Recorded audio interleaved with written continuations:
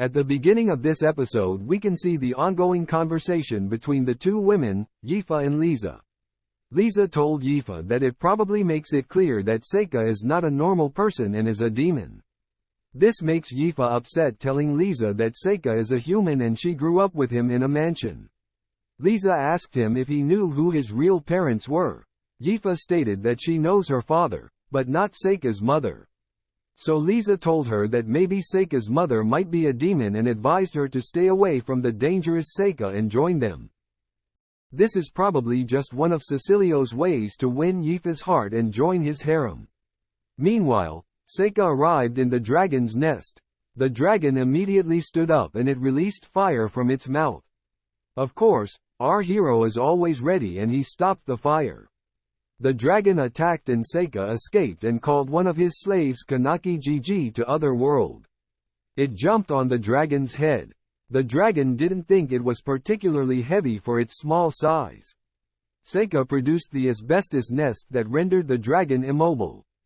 Seika sees the dragon's egg and learns that this dragon can change its gender. From being a male dragon, it can also become a female like other animals such as fish. Lisa takes Yifa to the harem and she explained what other women were doing here. It's also like school and most of the women here became politicians and government officials in their country. And even queens come from here too. She told Yifa that Cecilio's mother is the current queen, and that he is the crown prince and is worried that he won't live up to the legacy the queen leave behind.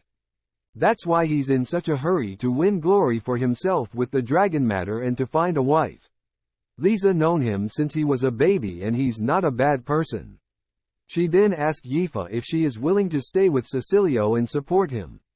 Meanwhile, the dragon and Seika became friends, and the dragon didn't want Seika to leave. Meanwhile, Yifa and Cecilio meet and Yifa was surprised that this confrontation is a paperwork to liberate her. He tells Yifa that from this day she is now free from slavery. And he is paying the money to liberate her.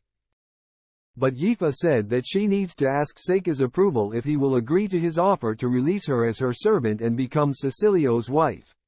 Cecilio said that Seika will approve if he's paid enough. Yifa said she didn't want to be free and even if she is a slave, she has the right to refuse his offer. Cecilio couldn't do anything and ordered the soldier to force her to sign the paper as a sign that she will agree to be his wife. Lisa cut Yifa's finger to make ink for the thumbprint.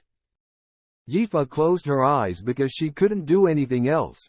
Seika arrived just in time riding on a dragon's back. Yifa smiled. For me, as I watched this episode, I wished for Seika and Yifa to remain together.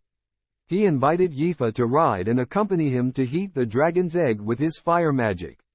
Yifa ran and apologized saying that she's going with Seika and because he is the one she really like. How sweet. When Seika and Yifa arrived at the dragon's nest, they were attacked by the lava tiger, which Zekt was in charge of. Seika blocked it with his power. It turns out that Zekt's goal is to get the dragon egg and leave the town. Zekt said that Cecilio immediately believed in his lie and called him stupid. The tiger attacked but everyone did shocked since it quickly flung away with Yifa's magic. Zekt gave the order for his allies to assault the two, but Seika unleashed a powerful and intense white flame that caused a huge explosion. Zekt's eyes widened in disbelief on what he saw. Zekt asked what kind of person is Seika and he then replied that he was the world's strongest sorcerer. Zekt's companions ran but Seika tied them up and Yifa burned his spellbook. Back at the castle, Zekt and his companions are imprisoned.